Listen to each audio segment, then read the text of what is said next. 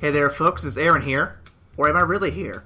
We don't really know where I am. In fact, we don't even know where you are. This could all be real. This could all be fake. But what I can tell you is there's a Patreon page you should go to. That's the evacstation Patreon page at patreon.com/evacstation. For only $1 a month, you can make sure that we stay in this reality, or whatever reality you care to actually follow. But remember, take the red pill.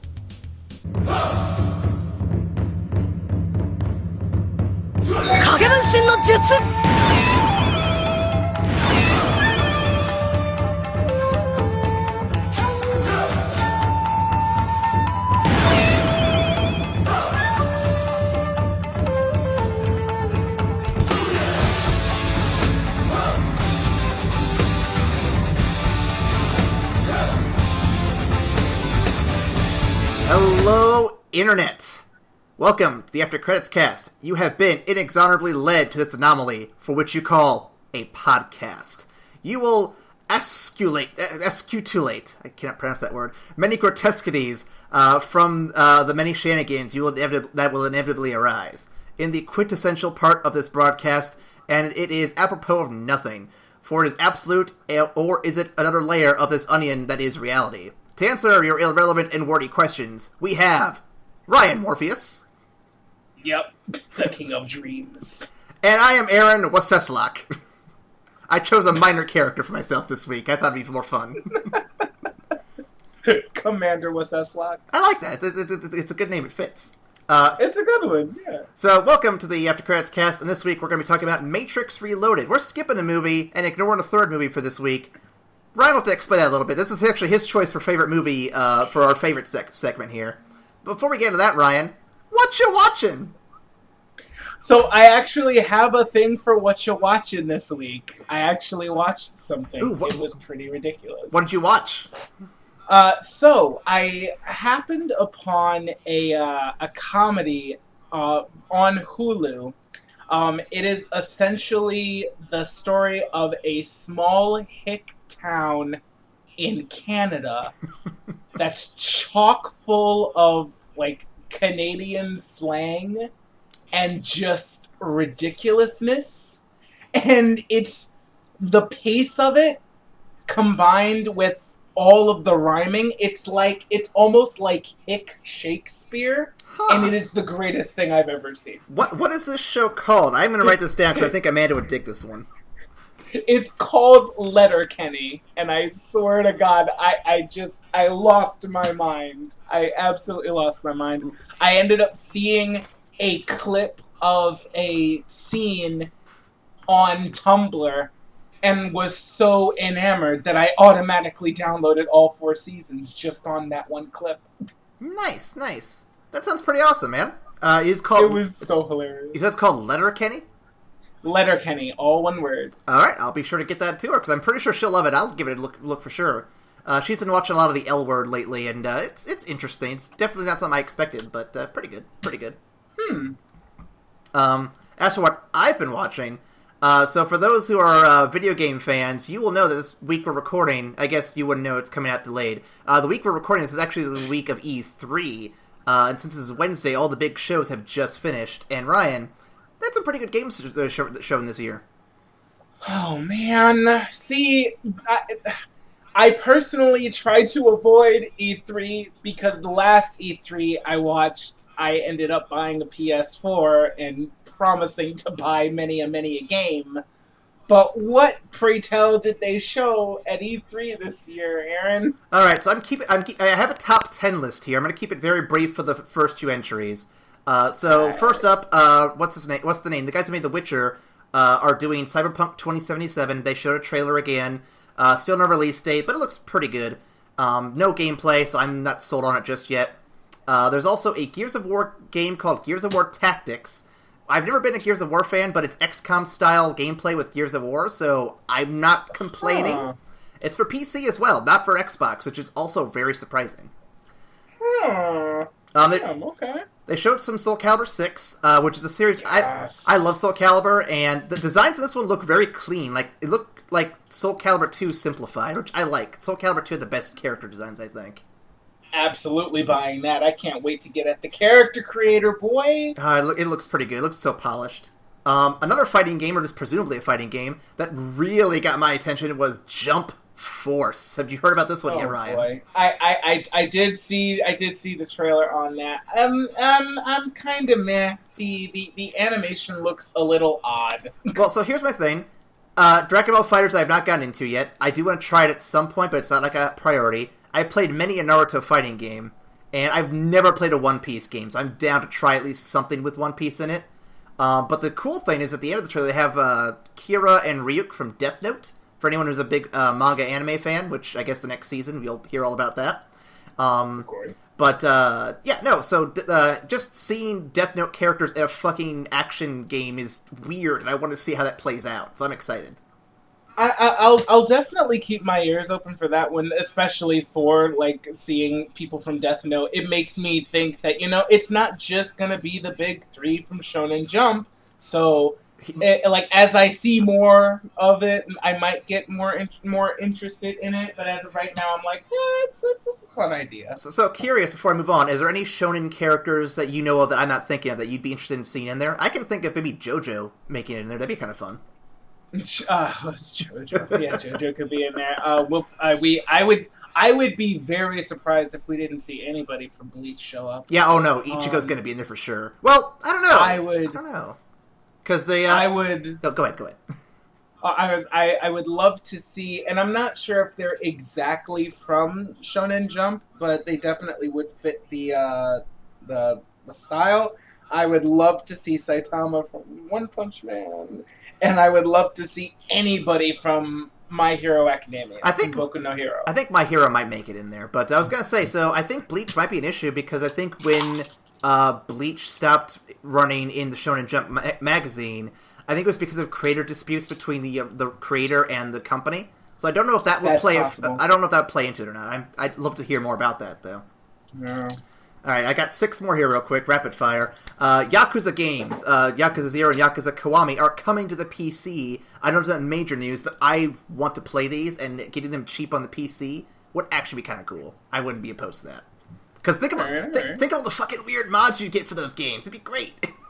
Spider-Man for the PS4. Yes, absolutely buying that one. There's a reason it's lower on my list than the top 3. It was almost up there, though. But it's Arkham with Spider-Man in it, and from the trailer, it looks like you're basically following the Arkham beats for the most part at the start. I really hope Mysterio's in there as like a Scarecrow kind of character, because I'd be down for that shit. Number 4 is a tie between Metal Wolf Chaos XD, a remaster of a From Software game by Devolver Digital, and Daemon X Machina, which is another mech-based game exclusively for the Switch, which is like cel-shaded and stylized. I put both the mech games here because they both look really cool. One's just a remake of an old game that is a cult favorite, and the other one is just like fucking baller looking. You should definitely check out Daemon X Machina, Ryan. I think you'd dig it. Oh, man. Alright. Next up, number 3, the obligatory Smash Ultimate. The trailer looked good. Yeah. They have every fighter in the world there except no Waluigi. Fuck Nintendo for not doing that one. Goddamn. I have a lot of questions about the game, such as the single-player modes and other features, but I'm sure they'll announce all that before December. It comes out this December. I'm excited. It's going to be great. I will get a Switch this year, Ryan. I promise you that. Yeah. I'm gonna be on my Switch apparently for the end of this year. I'm gonna be on my Switch a lot apparently. The top 2 surprised. Well, the number 2 surprised me a little bit. Devil May Cry 5. Bro, what? I didn't expect it to be out this. I didn't expect them to show a trailer. I didn't expect to see it, and then there it is. I'm like, oh man, more Bayonetta level action. I'm down. Let's do it. Bring it on. Okay, so I played Devil May Cry 4, and it wasn't like amazing. Have you played Devil May Cry 4? So I'm gonna level with you, Ryan. I have never played a Devil May Cry game. I've seen bits and pieces. It looks interesting. Okay. But I played a lot of Bayonetta. And I know the developers are not the same, but they share a lot of similar DNA, so to speak. I'm very curious to see if DMC5 takes any of the stuff Bayonetta has made very good for the character action genre and applies it to what they do. I'm very curious to see if they do that. you sound a little more optimistic than I. I'll wait to see what people think of it, but nah. I'm excited. Number one, obviously, for those who know me, Sekiro: Shadows Die Twice. There was nothing else that could have been. It's the new From Software ninja game that looks really good. You have a grappling hook that you can jump around in places. You can fight big Japanese monsters. It looks so sick. I'm down for this. Wait, so you mean to tell me it's you mean to tell me it's Dark Souls meets Just Cause 2? Just Cause 2 set in ancient Japan. Oh, fuck. Alright. That might be nonsensical. Okay. But no, it looks really good. There's actually some plot they detailed in the trailer, but it's still kind of Dark Souls-y, where it's like not straightforward, so I can't really tell what's going on 100%. But it looks like, from what I've seen in the gameplay analysis video from the trailer, someone really went into full detail. It looks like it focuses more on parrying, whereas the other two games that they've done, Bloodborne being more about dodging and dashing, and Dark Souls being more about blocking, this game's going to be very finesse-driven and very difficult, I think, in terms of just mastering that technique down. But I'm excited to try it out. It looks fun. Alright. And for those who are wondering who, quote-unquote, won E3 this year, I don't think anyone really won. No individual presentation was overall the greatest, but I think that individual games in each presentation stood out to be really good. So, overall, good E3. Not the best, but I think it was definitely a solid B+. Alright. Alright, that's our video game segment of the movie podcast. So let's talk about movies again. Hey, that was all me last time, so that it's okay. No, I know. I'm not gonna mince words, Ryan. I would love to do a game podcast again, but we need Patreon money to help support that, so I can quit my job and find time to make stuff like that. Hint, hint. That is hint, quite hint. real. That is quite real, y'all. So if y'all want to hear more of me talk about video games, which are amazing and fun, and have time to actually make shows about that, please donate to our Patreon page, patreon.com/evacstation, and that'll be one of the first things we do, because I would love to get back into that again. Oh man, a live, some recording of us playing some Splatoon on the Switch. That'd be pretty sick. We could still do it. Like one day we could pull it off. We could. So Ryan, this week we're doing Matrix Reloaded. So before I get into the notes and accolades, would you mind informing the audience why you've chosen this one as your favorite movie? So, it's interesting. I personally love the entirety of the Matrix trilogy. It happened at a really formative time in my life, and it struck a chord between holy shit, this is awesome, young Ryan, and gets you really thinking about what reality is and reconciling the ideals of my faith. The whole trilogy manages to encompass some really interesting questions that got me thinking about it at a young age. So I picked Reloaded because the first movie is pretty well contained in and of itself, and it does a lot of work setting up the setting, creating the setting of the story, and the Matrix Revolutions really just ties everything up.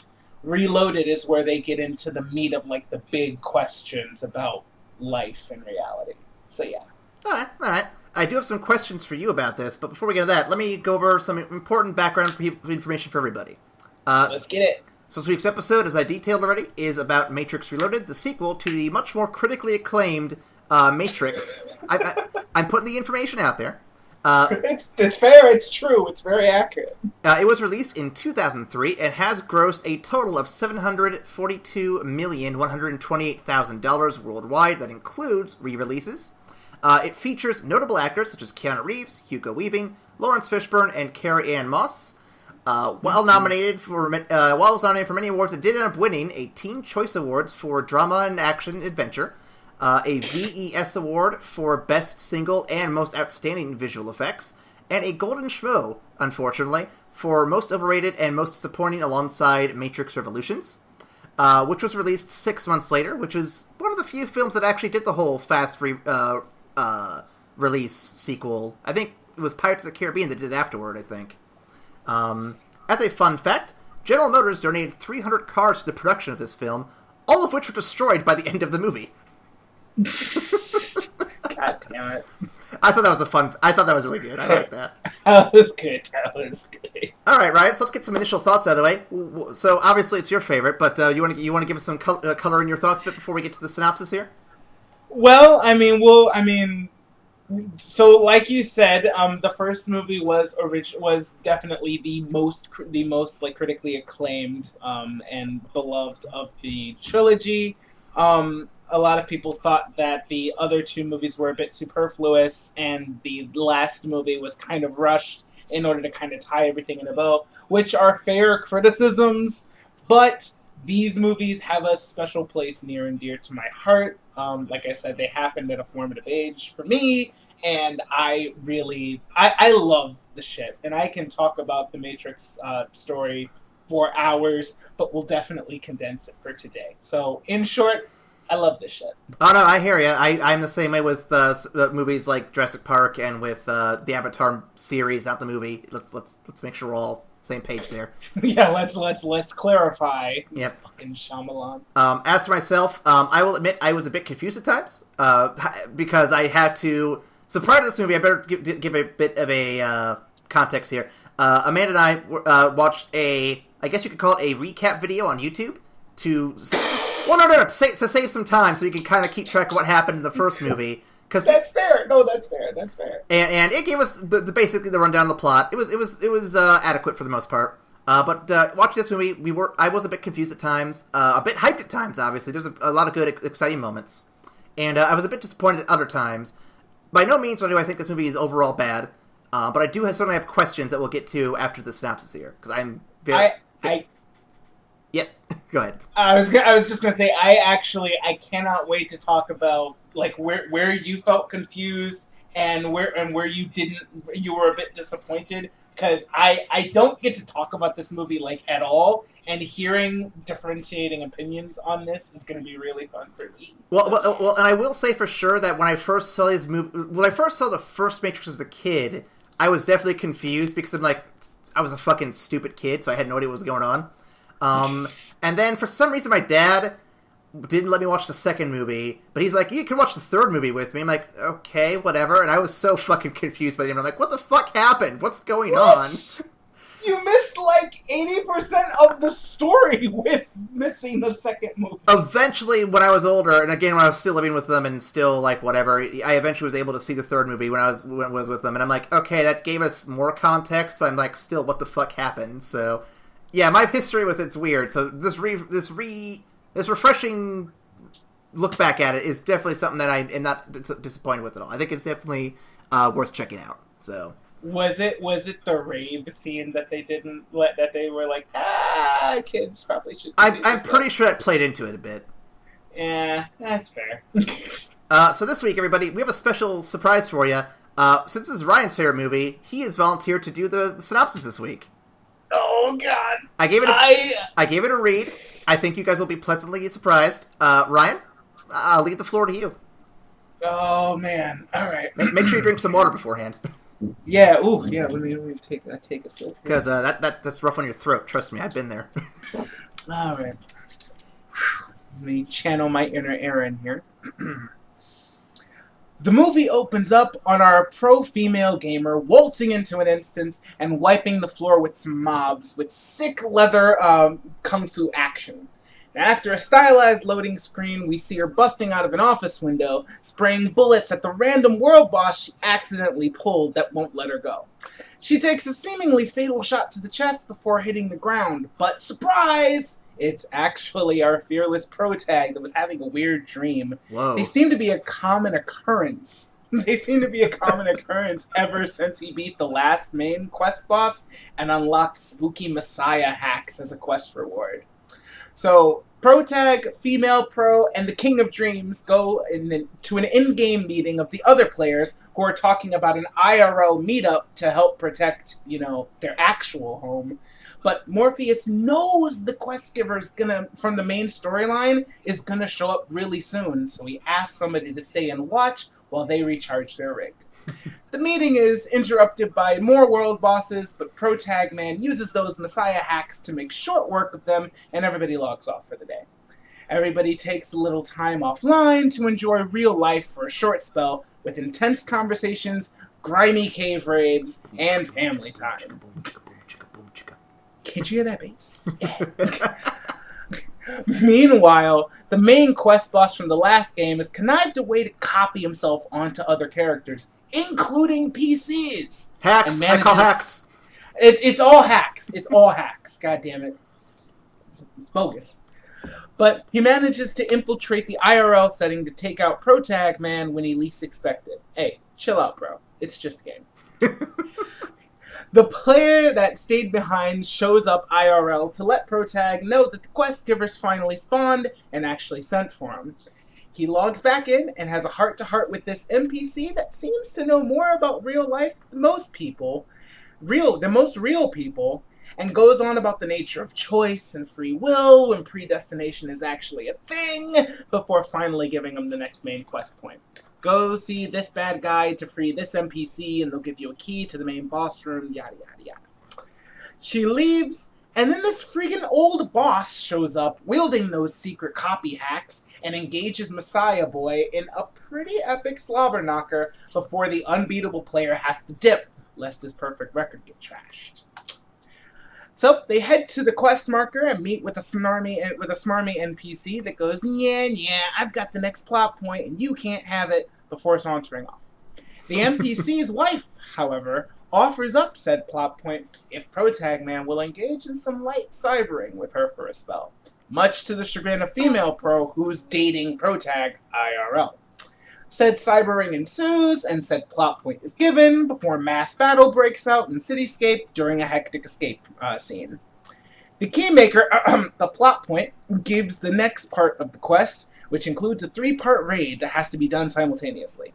Luckily, 2 other teams ditched IRL duties to play with the King of Dreams, so they have just enough to run the raid. As you do. Meanwhile, as you do, as one does, of course, you have to skip out on, defending your home to go play this game. Work, family, children, your pets, that neighbor who keeps asking you to mow their lawn, it's all overrated. Just forget all that and play games. That's all you do. Fuck all that. Get to the raid. We gotta get these loots. So, Protag Man, his dreams are still spooking the hell out of him, so he asks his lady friend to sit this one out with no specifics given. She, being understanding AF, agrees. And they start the raid, but IRL ambushes take out one of the teams. Understanding Gamer Girl jumps in to pick up the slack and help, and things start unfolding vis-a-vis the Protag's spooky dreams. Dun dun dun. Despite the meddling of that pesky old boss, the Protag finally makes it to the final boss room, who reveals that the whole game has been building to a mass reset of the story, rather than any real ending. It's all a lie, I knew it! Shittiest plot twist ever. I mean, at least the cake's not a lie. Yeah, surprisingly, there was no fucking cake. Oh, there should have been. There should have been. I expected some chicken since he looked like fucking Colonel Sanders. Anyway, he also rubs in the fact that Gamer Girl logged on to help him get to this room despite his request. So now he must choose whether to go through with the reset or to save Gamer Girl. Doing so, of course, will glitch out the system and wipe every non-guild PC's account. In his only real choice and option, he chooses to save Gamer Girl, not selfish at all, by the way, and pushes his Messiah hacks to the max to bring her back from PC death. Hooray! Except for the fact that now the game is glitched out, everybody who wasn't in guilds IRL has had their accounts wiped, and they still haven't figured out what to do about the IRL fight that's coming up. They log out and start running, since IRL machines came to kill them while they were logged on, and Protag Man manages to fuck them up with Messiah hacks. IRL! What? sends him into Coma Land, leaving everybody scratching their heads, wondering how the hell we're going to tie all this up in the next movie. I mean, in the next quest line. Get up for Ryan, everybody. Get up for Ryan. Ryan, get up for him. It's really hard to be funny on command. I'm good conversationally funny, but damn it. I was gonna say you did good. You did good for your first attempt. If anyone likes Ryan's synopsis here, please leave comments. I'd love to hear more people push for that and say, "Yo, Ryan, keep it up." Because not that I don't mind doing it, but I wouldn't mind switching off every now and then. You know, give someone else a chance to breathe. No, because if everybody starts asking for me, then I'll have to do it more. God damn. See, all you gotta do, Ryan, is just write it ahead of time and just get a very hype man kind of voice going. It's not too tough once you get the hang of it. Lord have mercy. So speaking of glitching out the game, though, I gotta tell you, the closest I've ever gotten to glitching out the Matrix was what game was it? It was Saints Row 4, I believe.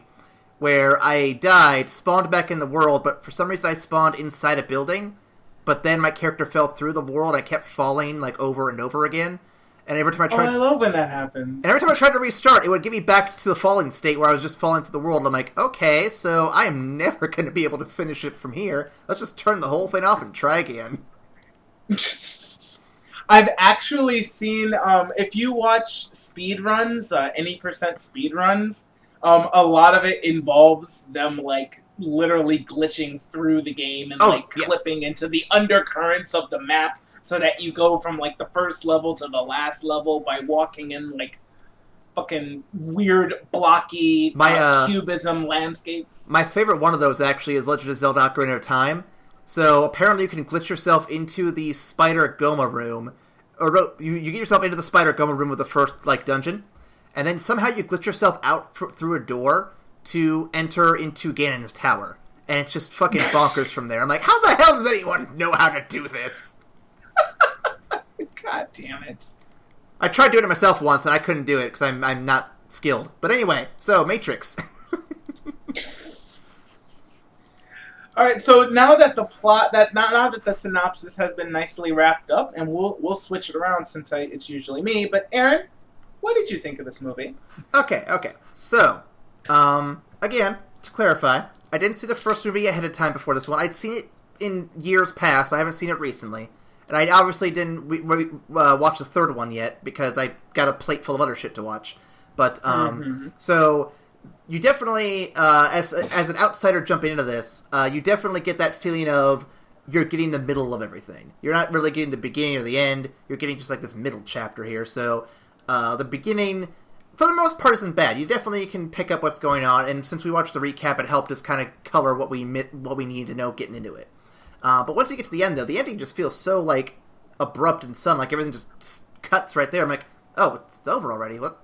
They're not going to give us some kind of closure for this? What's going on here? So it was definitely a jarring end to me when I got to the end of that movie. That's fair. That's very fair. I think a lot of the second and third movies were filmed simultaneously. I believe I read that, yeah. Do that, so they could do that quick, 6-month turnaround.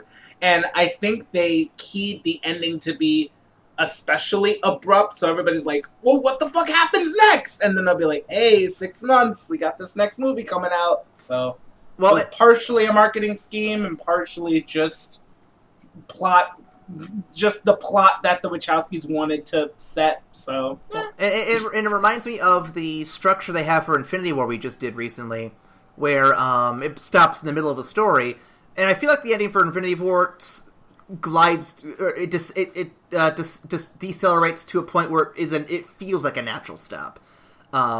Whereas we're at Reloaded, it feels like things are just ramping up, and all of a sudden we get cut off there. And... I can see the complaints people are making about Infinity War, but I feel like they apply more to Reloaded in the sense that it feels like we're not getting that complete ending. I get that's what they were doing here. I'm not going to criticize them for that, because I get that that's the picture they wanted to paint there. But for me personally, it's one of those moments where it's I want to know more, and I feel like you guys are holding out on telling me more here. What the fuck? Yeah. It definitely feels more like they're intentionally hitting you with the cliffhanger as opposed to Infinity War, where the story naturally builds to this moment, and then they lose, and the story ends on them like really settling into the fact that they lost. But like it's a shitty end, and you want to know what happens next, but it feels like an end. It feels like so I see what you're saying. It feels like, okay, that happened. I can breathe for a moment, and I don't have to worry about this just yet because they're going to get to it here soon. Krusty is coming. Anyway, I love using that line whenever I can. Okay, so I do have some questions for you, Ryan. Since you are fire away, you are my Matrix expert, so you can help me figure this out here. So first off, going back to that question about the sex rave, what was up with that sex rave? Honestly, that's just the weird part. And honestly, that's odd. Well, I just remember watching. I remember watching it. I look over to Amanda. I'm like, "What the fuck's going on here?" I mean, the Wachowskis are very experimental when it comes to exploring sexuality in their films. If you have not checked out Sense8, I love Sense8. I absolutely adore Sense8, and they got two seasons out of their planned like 5, and then it was canceled. But there was such a backlash from the community towards Netflix that Netflix gave them a 2.5-hour season finale so that they could wrap everything up. Gotcha. Which was awesome. But tangent aside, sexuality is a thing for the Wachowskis, so it's not amazingly surprising when you're familiar with their body of work that they gotta throw some sex in there. They just gotta. I get you. It was just such a jarring scene from everything we'd seen prior to that I was like just thrown away by like what was going on there. It was just it definitely comes out of left field, especially because you don't get that like at all in the original Matrix.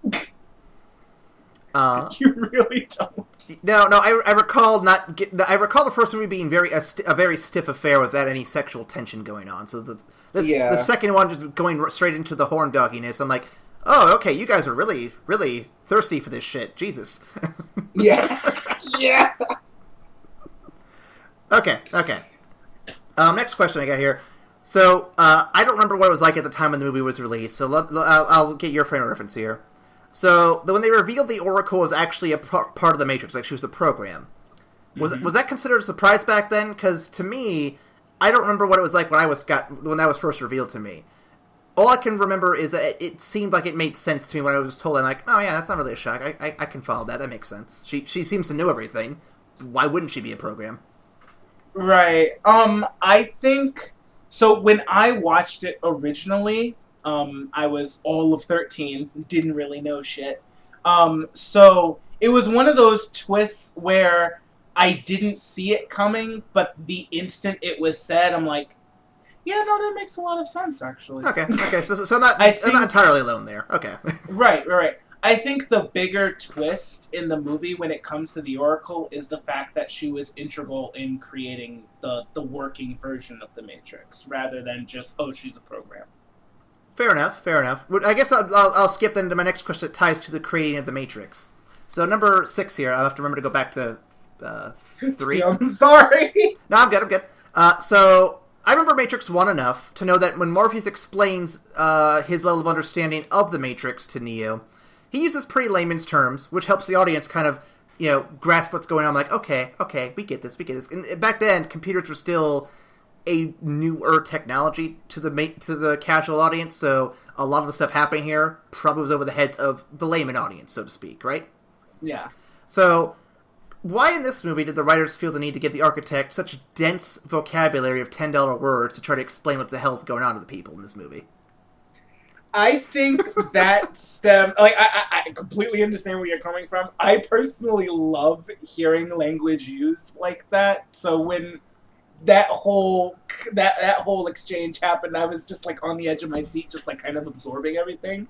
I think the decision to make that was essentially to really get across just how not human this dude is.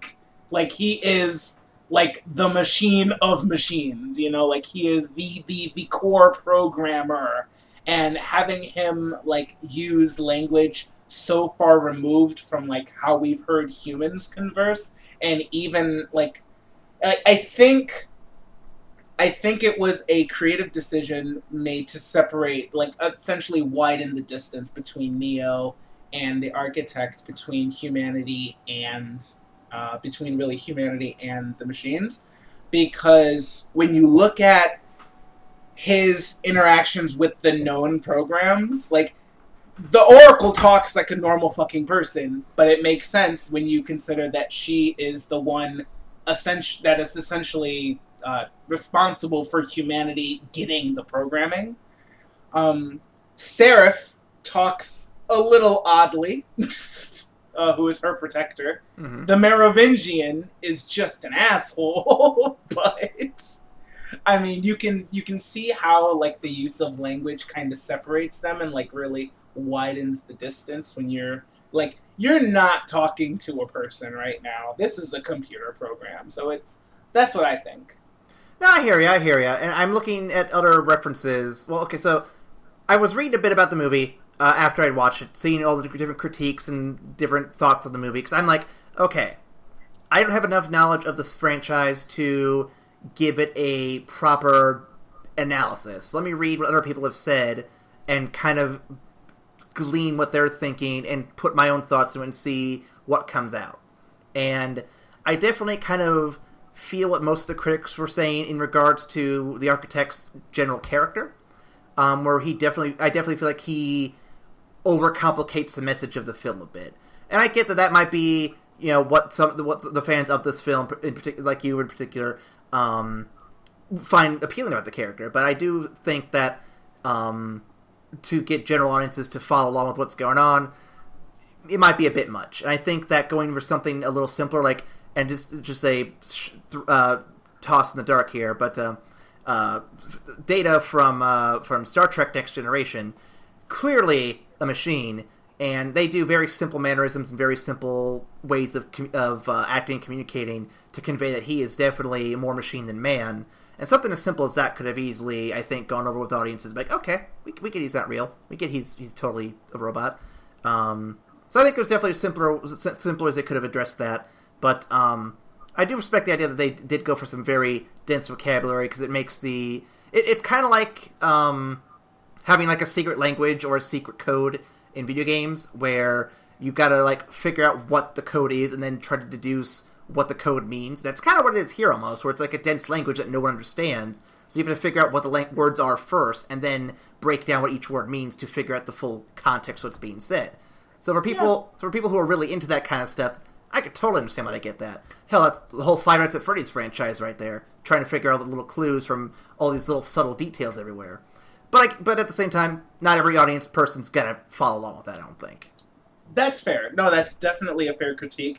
I personally like the deeper layer of storytelling that the language use gets into, because when you think about like the meat of that conversation, the architect is explaining why this like he, a being bound by the parameters of perfection in his own words, kept creating versions of the Matrix that everybody rejected, that the human test subjects like would just fucking like kill themselves in, and he realized that the answer was that he had to add something less bound by perfection, less like less himself. It couldn't, like, you can't, it's almost like humanity can't interface directly with the architect because there's such an immeasurable distance between the two of them, which is why the Oracle had to come in and help make it palatable. It's almost like it's all an allegory for something. Yeah. That gets to a bigger kind of, not necessarily a critique, but just like the idea that the last two movies of this franchise didn't do as well as the first one. I definitely see it because the first one was definitely made to appeal to a larger audience. The basic, like the basis of like the deeper like conversation pieces that they want to talk about, they're all in the first movie, but it's primarily action and ridiculous cyberpunk crazy nonsense and sci-fi and just ridiculousness that could appeal to a large crowd. It's only in the last two movies that they start telling the story they really want to tell, which isn't really palatable for everybody. So I definitely see where you're coming from. Of course. Let's see, I had a question related to that. I guess you answered my question 4 then, which is, why do you think this film gets a little more flack than the first film? And I think you kind of summed it up right there a little bit. Yeah. Is there anything else you want to add to that then, I guess? Or do you want me to move on to the next one? No, I mean I think that's my understanding of it. I mean it's like I said, it speaks to me. I mean, I personally love the shit that they're talking about, and I love crazy ass uses of language. I love hearing it. It sounds like amazing music to me. No, so, I get you. Okay, so I guess the next one here, let me jump around a bit. So I'm not clear as to so I have not seen the third movie in a long ass time, so you have to bear with me on this. Has it ever been confirmed the world outside the Matrix is just another layer of this fake reality, or is this still up for debate? Because I've seen people claim that is the case, and I've seen other people dismiss that. I'm not sure what the consensus is here. I've never really asked that question or heard that question, so that's interesting.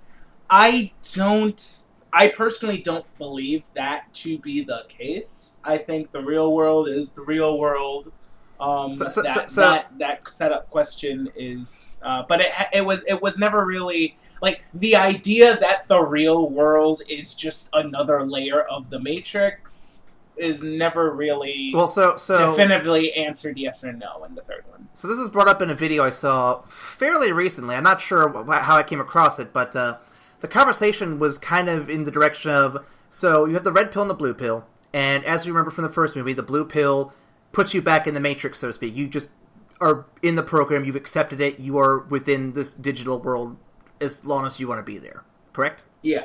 Mm-hmm. And the red pill, theoretically, takes you out of the Matrix and brings you into the real world. Now, according to this video, the theory is that the red pill takes you to the next level of the Matrix. It's claimed to be reality, but in truth, the Matrix, or the designers of the Matrix, have built this other layer to act as like this catch-all for people who escape that first layer of the Matrix, to trap them in there, where they have to struggle through that. And I don't remember all the details of the video, but they really went into some fun, like, theorizing about it. I'm like, this is a very interesting concept. If this is further explored, I might actually be a little down for this. This is a really fun idea. That's interesting. That definitely is interesting. My counter argument to that would be that if that was indeed the case, then there would be no real reason to destroy Zion. Like there would be no real reason to like initiate the reset. Granted, it is like brought up the fact that essentially 99% of humanity accepts the programming of the Matrix, and that the idea of the prophecy and the one was built in as a measure of control to control the remaining 1% that didn't. So I don't think that it's another layer of the Matrix, but rather they have referenced the one as essentially the control factor for the people that escape the Matrix and want to fuck their shit up. Gotcha. I'll have to find that video and show it to you, because I want to hear your thoughts when you actually see the full argument, because I gotta remember who said that one, because I don't remember who, but okay. Yeah, send me that shit. I would definitely dig checking that out. Okay, next question. So this is where my disappointment comes in a bit. And, let's do it. And again, it ties into movie 3, if you can answer this one for me. So, do they explore the concept of those glitches and abnormal programs, like the werewolves and the ghost people and such? Because this film, they bring it up as a conversation topic. And then you see the two twins that all go ghosty for a bit, but it's never really explored beyond that. And when I first heard that, I'm thinking to myself, man, wouldn't that be cool if the third one was just fucking Neo fighting off werewolves and monsters the whole time, and just fucking kicking ass against, like, dragons and shit? That'd be so baller. So I will burst your bubble a little bit. Neo never fights werewolves or dragons, unfortunately. What they do explore, however, is the concept of the exiles, because, like, the idea of, like, crazy-ass programs that you hear doing crazy shit would be the people that are, the programs that are facing deletion and decided to hide in the Matrix rather than get deleted. So, in the third movie, you get to explore the concept and, like, meet more exiles, and ironically, they're actually programs that, essentially seem more human than not, not because of the fact that they have, like, crazy powers or shit, but that they have real human wants and desires. Like, you see okay, now this is, when did you watch Reloaded? I watched, you mean the movie we just saw, right? I saw that. Yeah, the one we just saw. I want to say last week. Okay. So it's like all of 3 seconds. So if you don't remember it, I will not fault you, because I didn't remember it until I watched it like the 4th or so time. But do you remember when they're coming into the restaurant to speak with the Merovingian, and before they get there, they escort an Indian-looking man away from the table? I feel like if you showed it to me, I'd be like, yeah, I remember that, but I don't recall 100% now. Like I said, it's all of 3 seconds, so it's entirely missable. But in the third movie, you meet that guy. What you find out is that he is an exile who made a deal with the Merovingian to hide his daughter, who is a program that honestly wasn't supposed to have a purpose, but he created her with his wife because they were in love and they wanted to have a kid. And he made a deal with the Merovingian to hide his little girl in the Matrix, whom you also meet. So they explore that concept. It's pretty cool. Interesting. Yeah, but no, I remember reading about that, and then I saw the movie, and that reminded me again of the ghosts and monsters and shit. I'm like, man, that'd be such a cool, like, spin-off idea, even. Just, like, a spin-off Matrix movie where you just fight monsters and werewolves. It'd be so sick. Yeah, I mean, the idea is that when the idea of, like, the werewolves showing up in, like, the second movie is pretty funny, because when Persephone is taking them to meet the Keymaker, and she kills that one dude to, like, scare the other one into go telling the Merovingian what she did. Like, it's, like, just the reference is, like, my husband kept them because they're notoriously difficult to terminate. I mean, how many people keep silver bullets in their gun? That was a reference I caught. I like that, yeah. These guys are werewolves! Fuck him, he's dead. It would have been so much cooler if they transformed then, but I get it. That wasn't the focus. I get it. Okay.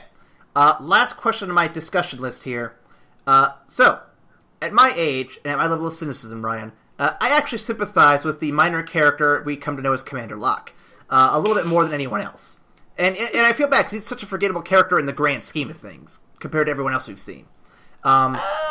Well, hear me out. So I would be with him in questioning the rationale and believing in the religious-like prophecy, and I wonder why that wasn't explored deeper into the film, like just this concept of this religious following to Neo versus this more, I guess you could call it, pragmatic approach that Locke wants to go with. They address it in, like, maybe a scene and a half, and then they never really keep up with it, which I'm like, that would be an interesting conflict within the human race, because while the machine versus humans is definitely the primary conflict, you gotta know that in this post-apocalyptic scenario, like every other post-apocalyptic scenario, humans would be fighting humans still. It would still happen.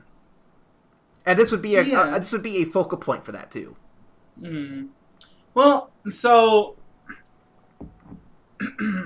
I think the general conceit of this movie is, or like one of the general conceit of this setting is that the ever looming threat of the machines is so prominent that the idea of like humans actually banding together to fight other humans is like not even in anybody else's mind, because at any point in time a bunch of squid fucking machines can come up and rip you to pieces just for the fuck of it.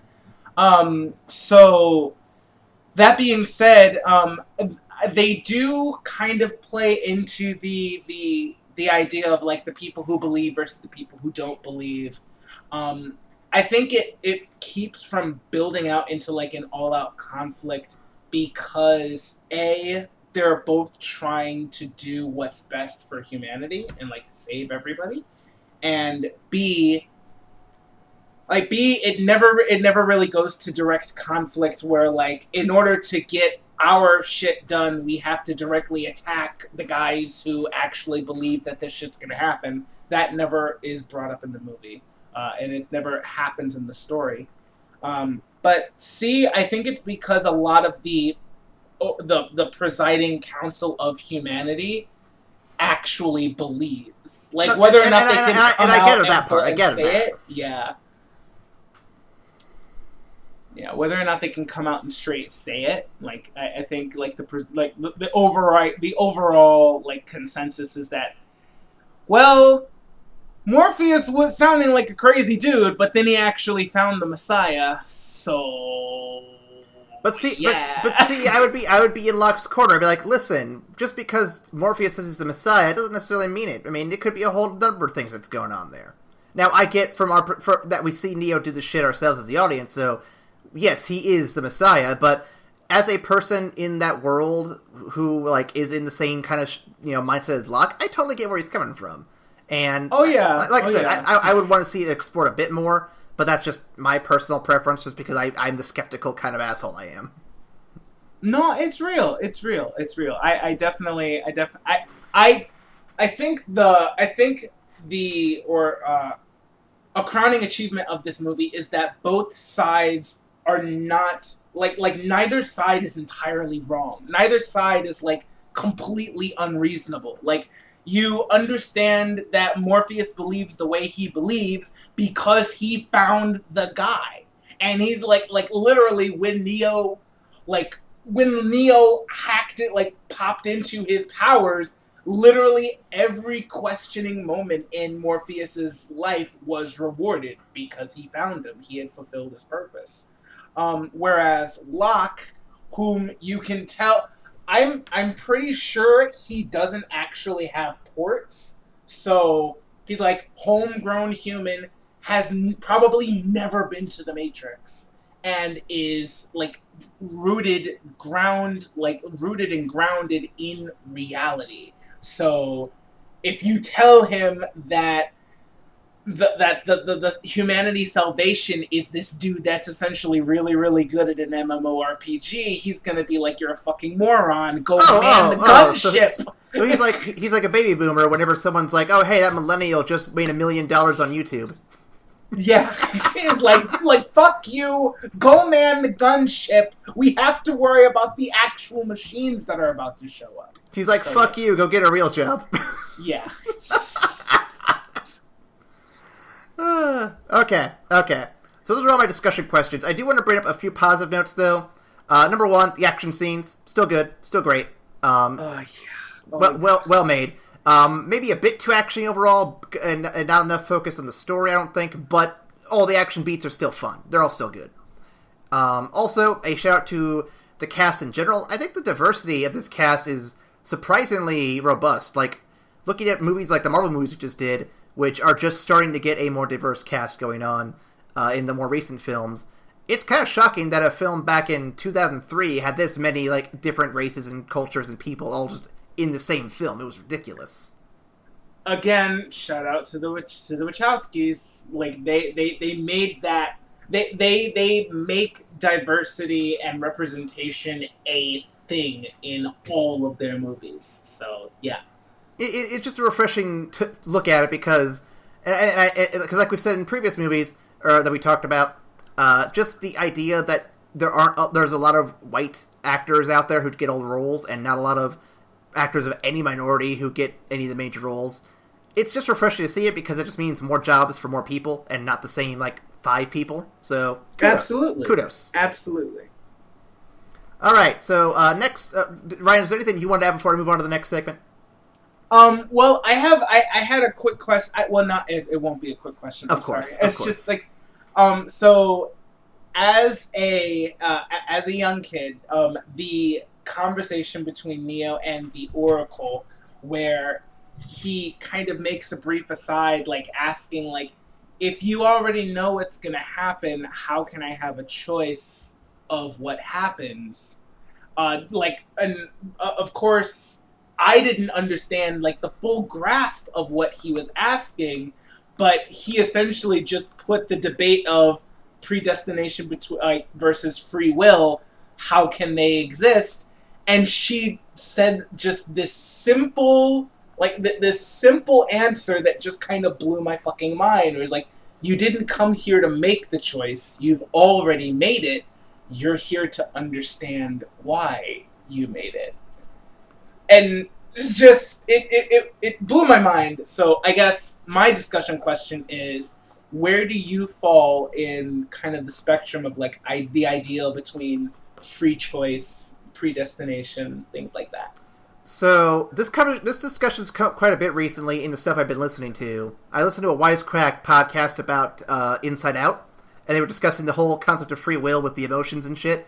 We'll get into that in another video because that's a fun conversation. Ooh, okay. But so I've been thinking to discuss this particular question for many movies and film and stuff.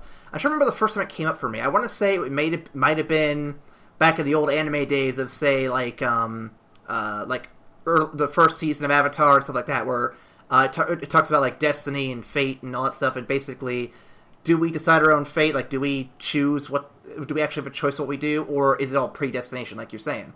And I'm gonna be honest, I'm gonna be that contrarian who doesn't really answer your question by saying I think it's a bit of both. I think. Oh no, I'm just joking. I know. I'm one of those people, guys. But no. I think that on a philosophical level, that I think the choices that are given to us are predetermined, and the choices we make are the ones that are free will. So, a good example, I guess, is look at The Walking Dead, for example. All the choices in the game are given to you are predetermined choices. You're given an option to feed these different people or to go to these different things. They're all predetermined based on the programming of the game. But the choice you make at those particular moments are the choices you make. You can do whatever you want, but the fact of the matter is that choice given to you is predetermined. So I'm thinking it's a bit of both. I think the events that come up in your life, regardless of what happens, is going to be how things go. And the matter in choosing what you do at those events is all free will, but it's those events that occur that I think are all predetermined based on all the choices you made before leading you to there. If you catch my drift. Yeah. No, I gotcha. That's very interesting. I like to straddle the line, Ryan. It's a fun hobby of mine. It's fine. No, it's fine. I mean, personally, my opinion on this was shaped by this movie. It was the first time that I had really thought about it. And it's interesting because I come from a very religious family. My dad is a minister, so I came up in the church from a very young age. And the idea that, God's got your story written out all the way and it's going to work out for your good. You just have to keep trying to make the best choice and keep trying to be the best person and to affect the best change in the world that you can. And this movie was the first really cool questioning of my faith that I had ever really experienced. And it was very formative in how I thought about it. And the idea that just because you know how something is going to happen doesn't take the choice out of the equation, I think personally. I think it is possible to know how things are going to turn out simply because the people in that point in time, at that point in their lives, in this situation, they are going to choose to make that choice. I don't think you're ever going to come to a moment. I don't think in real life those moments exist where they're like, oh yeah, no, you're supposed to meet this person and you're going to answer yes to this question regardless of how you feel or anything else that happens to it. When you get to this point, you are just going to say yes regardless of your choice. I don't think that is a thing. I think it's possible to have something written out, but only because that's just how it naturally plays out. Like, with all choice taken into consideration, you make this choice at this point in time because everything in your life has led you to this choice, and because that's just the person you are, and you make that choice. I'd love to see this discussion in a deeper context, but I know we're running a little long on time. I'm sorry. I can talk about this for hours. I know. So I do want to bring up the fact, though, that one part of this that was brought up during that Inside Out podcast I was listening to is the concept of free choice. And one thing that got my attention that was the world around us is full of emotional manipulators, from TV shows to advertisements to everything. And the argument that was posed there, and we won't get into it too deep here because it's a whole other discussion, but I want to have you think about it for a little bit.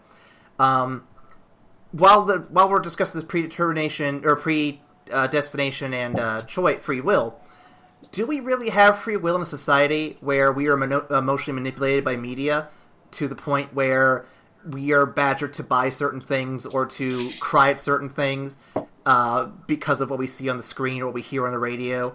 And how does that impact our free will exactly if it manipulates our emotions in such a way?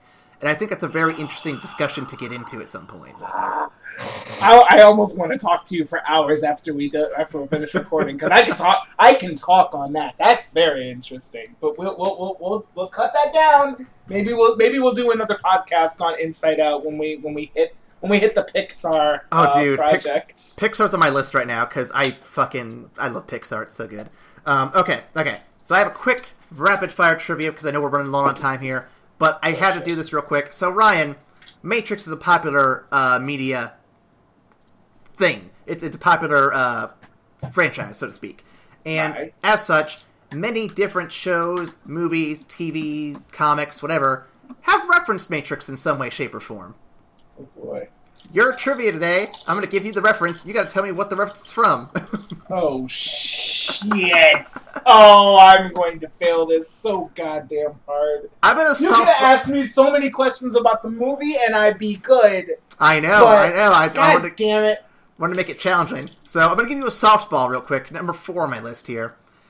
This movie is one of many that borrows the slow-motion spin camera while frozen in the air kung fu kick. What made this surprising is that it didn't come from the title character, but the woman he came to rescue. She couldn't help it, though. The men in tights were just that annoying. Shrek. Yep, you got one. You got one. Fiona. Yep. Okay, here we go. Here's the next one. This reference comes up twice in the series. It is a retirement home of sorts for those who are beyond 160 years old.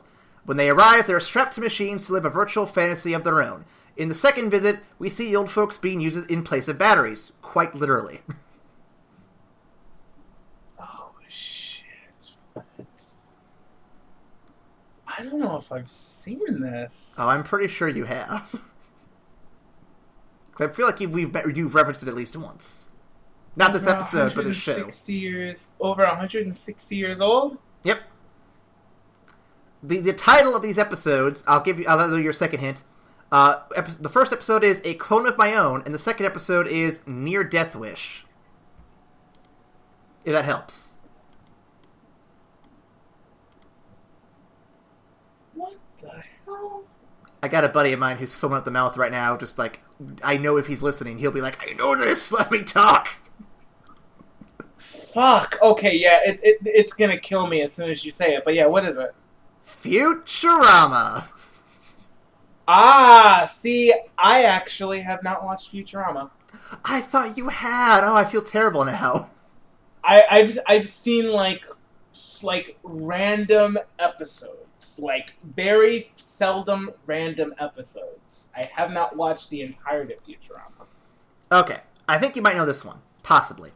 In this Del Toro-directed piece, a fight within a subway mirrors a fight within the Matrix with a very similar flow. Said flow being fight in a subway, smashing into walls and pillars, telephone ringing, enemy hit by train. Hellboy. Yep, got it right there. Yep. This sitcom had an episode in 2003 where one of the supporting characters of the series stated, "The Matrix called, it wants its coats back." I'm gonna just guess it's Community. That sounds like a Community thing. Oh, you are incorrect, sir. It's actually Will and Grace. I haven't seen Will and Grace either. I have seen episodes recently, but I didn't know this reference. I just was looking on a site that had all the references. I'm like, oh, let's go with that one. That's fair. This is a very interesting trivia question, round of questioning. All right, let's see. I think you might have seen this show. In the Battle of Heaven and Hell, one PSP-obsessed young man is told the following: "We are outnumbered and in need of someone who can bring everyone down. Basically, blank, you are Keanu Reeves." I don't know this one. Who is it? What is it? They're talking to Kenny in South Park. I didn't watch South Park, man. Okay. Let's see. Here we go. Near the end of this really popular animated superhero show, our heroes are chasing a villain through different time periods. They end up at a rather famous hideout where the owner's supercomputer has a reverse Matrix rain effect on their computer screen.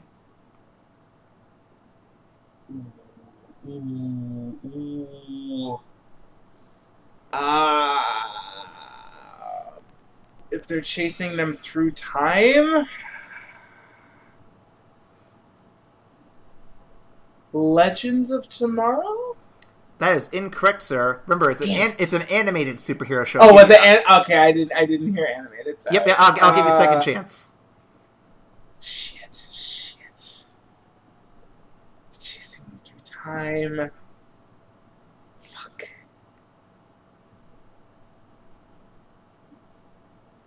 Damn, I don't know. That was from the episode titled The Once and Future Thing. It's a duology, and it is an episode of the Justice League Unlimited. Damn it, all of these things I haven't seen. I thought you'd seen Justice League! I don't watch things!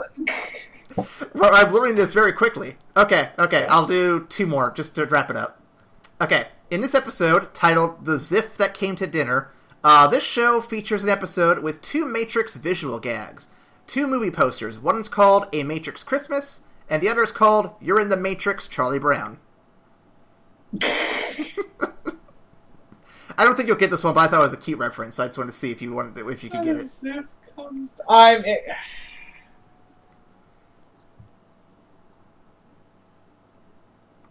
I'm gonna guess it's another Futurama reference. Isn't Ziff the green alien that was dating the Asian girl?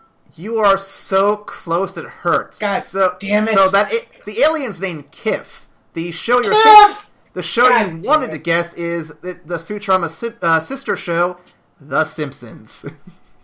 God damn it! Rage, Matt Groening. Why? All right, last one. I don't know if you're gonna get this one, but I thought I'd give it a shot. Enter the Dominatrix. This planned DLC for the third game in this franchise was eventually expanded into a full game. And it would have featured the player fighting in a computer world, much like the Matrix, against a figure known as the Dominatrix. Man, what? I am going to guess Saints Row. You are absolutely right. Yeah, that sounds like a Saints Row DLC type nonsense. Yeah, I believe they canceled it just before THQ went under. Oh my god. And then they ended up doing Saints Row 4. I'm like, oh, okay, I'll take this. Hey, you did fine for the obscure references I gave you. Lord have mercy. I don't watch things. The things that I do watch, I know a lot about. But I don't watch a lot. Actually, I got one more if you're curious, because this actually is a funny little reference here I think you might dig. Alright. In season 3 of this web series, a dialogue exchange occurs as follows. Person number 1. Hollywood doesn't understand apocalypse. They think that just one thing from everyday life goes away, and that changes everything. Like in Road Warrior, it was gas. In Waterworld, it was land. Person number 2. So what went away in The Matrix? Person number 1. Sunlight. Person number 3. I thought the missing element was plot. Person number 1. Damn. I'm talking about Matrix number 1.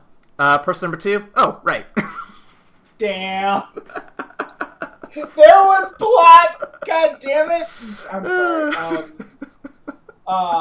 Fuck. Oh, you said it's a web serial? Web series, yep. Oh, dude, I have no idea. I have absolutely no idea. I figured. This is from season 3 of Red vs. Blue. I gotcha. Yeah, this is actually one of the first references I thought of, and I'm like, I gotta put this one in here, because it's a clear cut, they dropped the name Matrix, so I gotta go with that. No, Alright, that's real. That's real. So that's our trivia segment for this week, and Ryan, let's close out with a ranking of the movie. So, as everyone remembered from our Jurassic Park video, we go from platinum to shit to rank our films. Ryan, where would you rank this movie? Alright, so, it is a personal favorite. And again, because it's near and dear to my heart and shaped a lot of my opinions on shit. Objectively,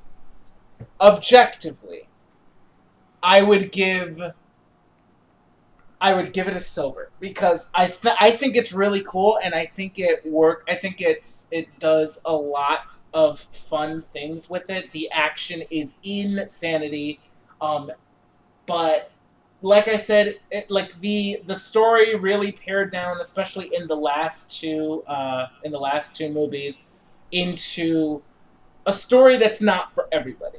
So the people that like it are gonna love that shit. But the people that aren't really into it, it's not like essential to see.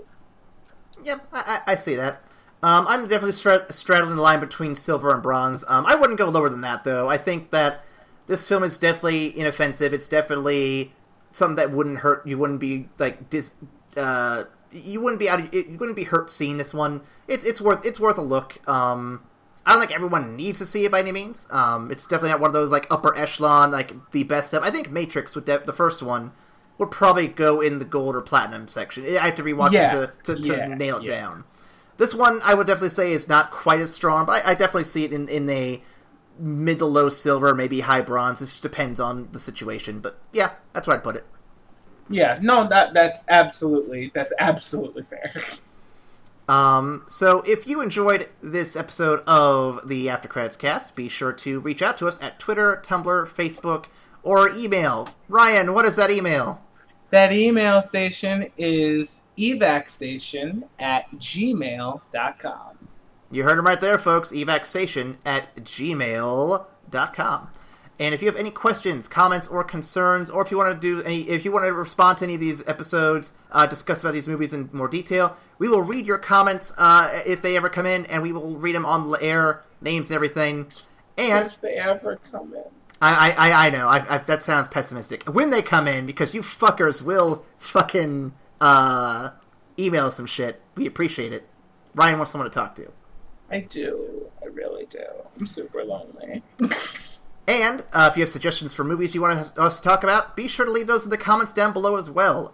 And, as always, if you want to support our show, the best way to do that is by reviewing it on iTunes, sharing it with friends, and the best possible way is going to patreon.com/evacstation to donate $1 at the very minimum.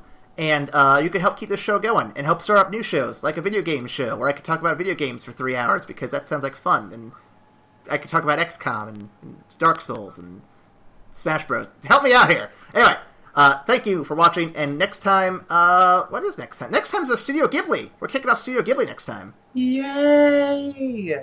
So, stay tuned for some anime from overseas, and we'll see you after the credits. Bye!